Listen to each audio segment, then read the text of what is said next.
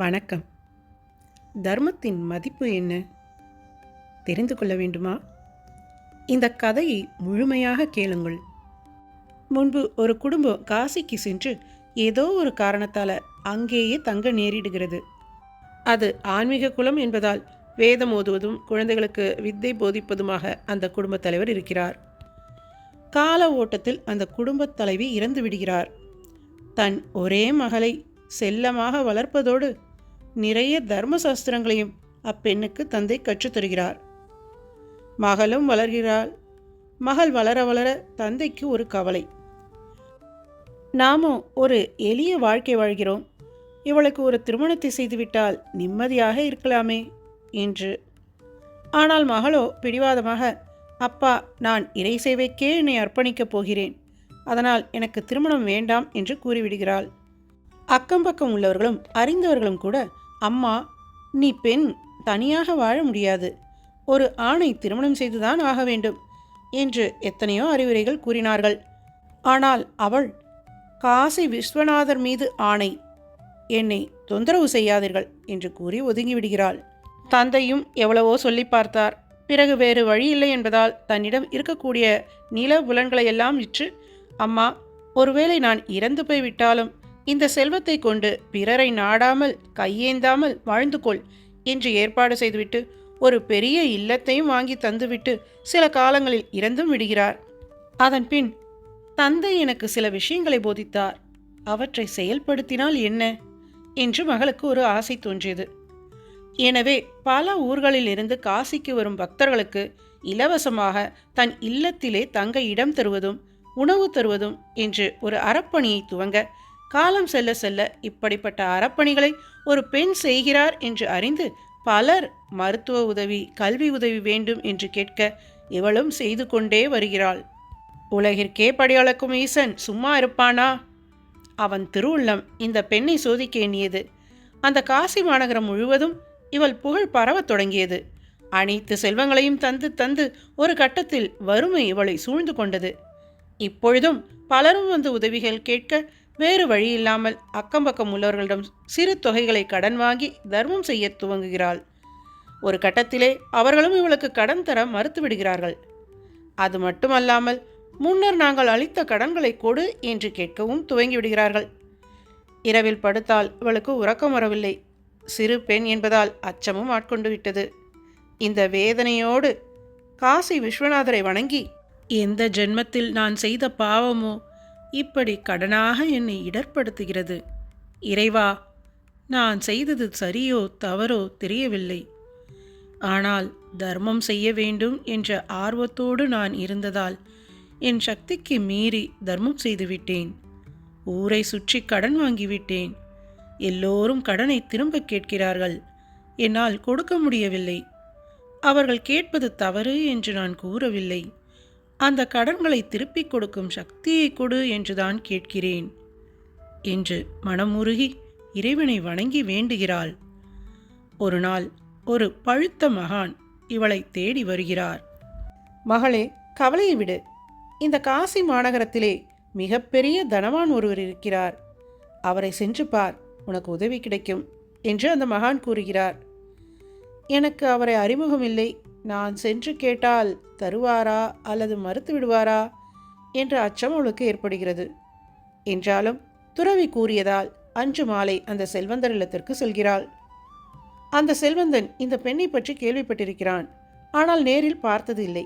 இருந்தாலும் கூட மிகப்பெரிய ஞான நிலையில் இருப்பவள் என்று கேள்விப்பட்டதால் அவளை உள்ளே அழைத்து அமர வைக்கிறார். அவரை சுற்றி பெரியவர்கள் பலர் அமர்ந்திருக்கும் நிலையிலே, பெண்ணே, உனக்கு என்ன வேண்டும்? எதற்காக என்னை பார்க்க வந்திருக்கிறாய் என்று செல்வந்தன் கேட்க, இவள் தயங்கி தயங்கி தனக்கு ஏற்பட்டுள்ள கடன் மற்ற பிரச்சனைகளை பற்றி கூறி, 5 லட்சம் கடனாகிவிட்டது. பலரிடம் கடன் வாங்கியதால் எல்லோரும் என்னை இடர்படுத்துகிறார்கள். எனவே நீங்கள் 5 லட்சம் தந்தால் காசி விஸ்வநாத சாட்சியாக எப்படியாவது சிறு சிறு பணிகளை செய்து தங்களிடம் பட்ட கடனை அடைத்து விடுவேன். நீங்களோ மிகப்பெரிய செல்வந்தர், ஒரு துறவிதான் என்னை இங்கு அனுப்பினார் என்று தயங்கி தயங்கி கூறுகிறாள். அந்த செல்வந்தர் யோசிக்கிறார். இவள் மிகப்பெரிய புண்ணியவதி என்று தெரிகிறது. ஆனால் இப்பொழுது இவளிடம் எதுவும் இல்லை. 5 லட்சம் கேட்கிறாள். சுற்றிலும் ஊர் பெரியவர்கள் அமர்ந்திருக்கிறார்கள். தர முடியாது என்றால் இவள் மனம் வேதனைப்படும். நம்மை பற்றி ஊரும் தவறாக நினைக்கும். எனவே நாகரிகமாக இதிலிருந்து வெளியே வர வேண்டும் என்று எண்ணி அந்த செல்வந்தர் மிக சாமர்த்தியமாக பேசுகிறார். பெண்ணே, நான் கூறுவதை நீ தவறாக எண்ணக்கூடாது. உன் தந்தை ஓரளவு செல்வத்தை உனக்கு சேர்த்து வைத்தார். நீ அந்த செல்வத்தை வைத்து நன்றாக வாழ்ந்திருக்கலாம். ஆனால் அதை விட்டுவிட்டு ஆங்காங்கே ஏரிகளை அமைப்பதும் நீர்த்தடங்களை அமைப்பதும் கல்வி சாலைகளை கட்டுவதும் ஆகிய தர்ம காரியங்களை செய்தாய். சரி, பாராட்டுகிறேன். ஆனால் உனக்கென்று கொஞ்சமாவது செல்வத்தை வைத்துக் கொள்ள வேண்டாமா? உன் செல்வத்தை தர்மம் செய்தாய், சரி. ஆனால் எந்த தைரியத்தில் கடன் வாங்கி தர்மம் செய்தாய்? கடன் வாங்கும் முன் என்னை கேட்டாயா?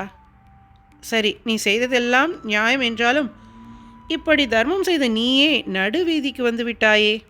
அப்படி இருக்கும்போது உன்னால் எப்படி என் கடனை திருப்பித் தர முடியும்? அப்படியே நான் கடன் கொடுக்க வேண்டுமென்றால் அதற்கு ஈடாக ஏதாவது ஒரு பொருள் வேண்டும். உன்னிடம் அப்படி ஏதாவது இருக்கிறதா? எதுவும் இல்லை என்று நீ கூறுகிறாய். எதை நம்பி நீ கேட்கின்ற அந்த பெரிய தொகையை நான் தர முடியும்? அடமானம் வைக்க உன்னிடம் என்ன இருக்கிறது என்று அந்த செல்வந்தர் கேட்கிறார். இந்த பெண் இறைவனை எண்ணியபடி, ஐயா, நீங்கள் கூறுவது முற்றிலும் உண்மைதான். ஏதோ ஒரு ஆர்வத்தில் செய்துவிட்டேன். அடமானம் வைக்க என்னிடம் எதுவும் இல்லை. மன்னித்துவிடு பெண்ணே, அடமானம் இல்லாமல் நான் எதுவும் தருவதற்கு இல்லை என்று செல்வந்தர் கூற, அந்த பெண் சற்று யோசித்துவிட்டு, ஐயா, உங்களுக்கே தெரியும், உங்கள் வாயாலேயே ஒப்புக்கொண்டுள்ளீர்கள். நானும் என் தந்தையும் ஆங்காங்கே பல்வேறு அரசியல்கள் செய்திருக்கிறோம் என்று. தங்களின் மாளிகை முன்பு இருக்கக்கூடிய ஊர் பொதுக்கூலம் கூட அடியேன் கட்டியதுதான்.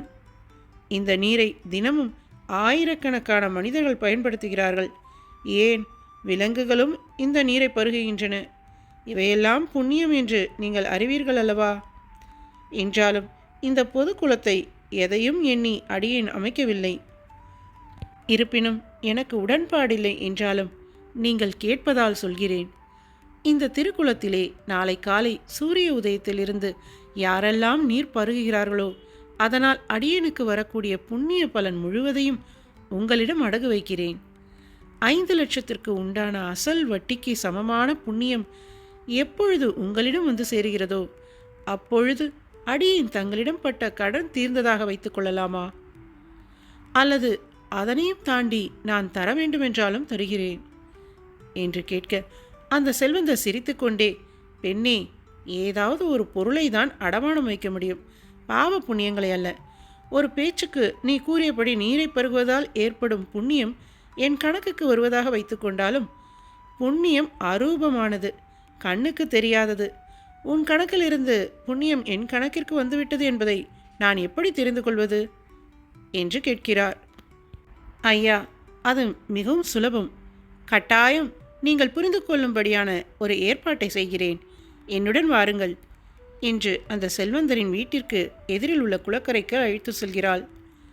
அங்கே குளக்கரையிலே கருங்கல்லால் ஆன சிவலிங்கத்தை காட்டி, எம்பிரானே, அடியேன் செய்த அறக்காரியங்களை சொல்லி காட்டக்கூடாது என்றாலும் கடனிலிருந்து தப்பிக்க இந்த அபவாதத்தை செய்கிறேன். ஈசனே, இந்த திருக்குளத்தின் அடியில் நீ இருக்க வேண்டும். எப்பொழுது அடியின் கணக்கில் இருந்து அசலும் வட்டியுமான புண்ணியம் இந்த செல்வந்தரின் கணக்கிற்கு சென்று சேர்கிறதோ அப்பொழுது நீங்கள் மேலே வந்து மிதக்க வேண்டும் ஈஸ்வரா என்று கூறி பல முறை பஞ்சாட்சரம் கூறி வணங்கி அடியாட்களின் துணை கொண்டு அந்த சிவலிங்கத்தை கடினப்பட்டு தூக்கி திருக்குளத்தின் நடுவே இடுகிறாள். சிவலிங்கம் நீரின் அடியிலே சென்று அமர்ந்து விட்டது.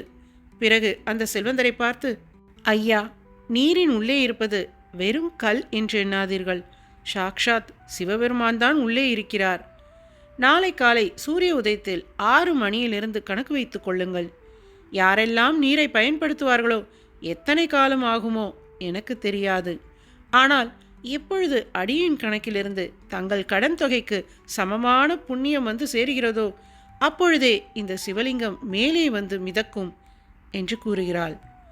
செல்வந்தரோ நகைத்து, அம்மா, சற்று முன் நீ கூறியபடி புண்ணியத்தை அடகு வைப்பதை கூட என்னால் ஏற்றுக்கொள்ள முடியும். ஆனால் கருங்கல் மிதக்கும் என்பது சாத்தியமில்லையே. இதை எப்படி நான் நம்புவது? யாராவது கேட்டால் கூட நகைப்பார்களே என்றார் கிண்டலாக. இளம்பெண்ணோ, இல்லை, நம்புங்கள், சிவபெருமான் மீது ஆணை, கட்டாயம் சிவலிங்கம் மிதக்கும். இதை கல் என்று பார்க்காதீர்கள், பகவான் என்று பாருங்கள் என்று அந்த பெண் உறுதியாக கூறுகிறாள். செல்வந்தர் யோசிக்கிறார். இவளோ புண்ணியவதி. நம்மை சுற்றி ஊர் மக்கள் வேறு இருக்கிறார்கள். வாதம் செய்து பணம் தரமாட்டேன் என்றால் நம் புகழுக்கு களங்கம் வந்துவிடும். மேலும் இவள் கேட்பது மிக சிறிய தொகை. அது மட்டுமல்லாது இவள் கூறுவது மெய்யா பொய்யா என்பதை சோதிக்க நமக்கு இது ஒரு நல்ல தருணம். ஒருவேளை சிவலிங்கம் மிதந்தால் இவள் புண்ணியவதி என்பதை நானும் ஊரும் உணர வாய்ப்பு கிடைக்கும். மாறாக நடந்தால் இவள் செய்வது வீண் வேலை என்பதை நிரூபிக்க ஏதுவாக இருக்கும் என்று எண்ணி அவள் கேட்ட தொகையை தருகிறார். அதை பெற்றுக்கொண்டு வீடு சென்று யார் யாருக்கு தர வேண்டுமோ அவற்றை எல்லாம் திருப்பி தந்துவிட்டு, இறைவா, உன்னை நம்பித்தான் இந்த பெரும் தொகையை கடனாக வாங்கியிருக்கிறேன், என்னை கைவிட்டு விடாதே என்று வேண்டிக்கொண்டு நிம்மதியாக சிவனை நினைத்து உறங்க செல்கிறாள். ஆனால் இங்கு செல்வந்தரோ, அவசரப்பட்டு விட்டோமோ, ஏமாந்து பெருந்தொகை கொடுத்து விட்டோமோ என்று உறக்கம் வராமல் எப்பொழுது விடியும் என்று பார்த்து கொண்டிருந்தார். விடிந்ததும் சில வேலையாட்களை ஏற்பாடு செய்து, நீங்கள் குளக்கரையில் ஆங்காங்கே அமர்ந்து கொண்டு கையில் ஒரு ஏடும் எழுத்தாணியும் வைத்து கொள்ளுங்கள். ஒரு தினம் எத்தனை பேர் நீர் அருந்துகிறார்கள், எத்தனை பேர் நீரை எடுத்து செல்கிறார்கள், மறுகரையில் எத்தனை விலங்குகள் நீரை பருகுகின்றன என்று குறித்து கொண்டே வாருங்கள். எத்தனை காலம் ஆகும் என்று தெரியவில்லை, ஆனால் தினமும் நீங்கள் கணக்கெடுக்க வேண்டும் என்று ஏற்பாடு செய்துவிட்டு அன்று விடிந்ததும் வீட்டின் மேல் விதானத்தில் அமர்ந்து கொண்டு குளக்கரையை பார்வையிட துவங்குகிறார். விடிந்தது. காலை மணி 6 ஆகிறது. காசி விஸ்வநாதர் கோவிலுக்கு சொந்தமான காளை ஒன்று குளத்து நீரை அருந்திவிட்டு மறுபக்கம் செல்கிறது. அவ்வளவுதான். குபுகுபுவென தூப தீப சாம்பிராணி குங்கும சந்தன மணத்தோடு மேல தாளத்தோடு உடுக்கை ஒலிக்க பகவான் சிவலிங்கம் மேலே வந்து மிதக்கிறார். அவ்வளவுதான். அந்த செல்வந்தருக்கு உடம்பெல்லாம் நடுங்கி நிலை குழைந்து தரையில் அமர்ந்து விட்டார். ஒரு மாடு நீர் அருந்திய புண்ணியமே 5 லட்சத்திற்கு சமம் என்றால் அந்த புண்ணியவதி செய்த அறப்பணிகளுக்கு முன்னால் என் செல்வம் அத்தனையும் வீண் என்பதை புரிந்து கொண்டு, என் கண்களை திறந்து விட்டாய் மகளே, செல்வம்தான் நிலையானது என்று இருந்தேன், அப்படியல்ல என்பதை பரிபூரணமாக உணர்ந்து கொண்டேன். எம்பிரான் மிதக்கிறார், எல்லோரும் வந்து பாருங்கள் என்று கூற ஊரே சென்று பார்த்தது. அதன் பிறகு தன் செல்வம் முழுவதையும் அந்த பெண்ணிடம் தந்து அந்த பெண்ணை தன் பெண்ணாக தத்தெடுத்து கொண்டு தானும் கடைசி வரை தர்மம் செய்து வாழ்ந்தார். இது 300-400 ஆண்டுகளுக்கு முன்னால் நடந்த உண்மை சம்பவம். தர்மங்களை செய்கிறோம், இருப்பினும் நம் வாழ்க்கை சிறக்கவில்லையே. ஒருவேளை நாம் முட்டாள்தனமாக வாழ்கிறோமா? மற்றவர்கள் எல்லாம் மிகவும் சாமர்த்தியமாக வாழ்கிறார்களே, நாமும் அதுபோல வாழவில்லையே, தனத்தை சேர்த்து வைக்கவில்லையே என்ற எண்ணம் வரும்போதெல்லாம் இந்த சம்பவத்தை நினைவு கூர்ந்தால் மனதிற்கு கட்டாயம் உற்சாகம் கிடைக்கும். ஓம் நம சிவாய.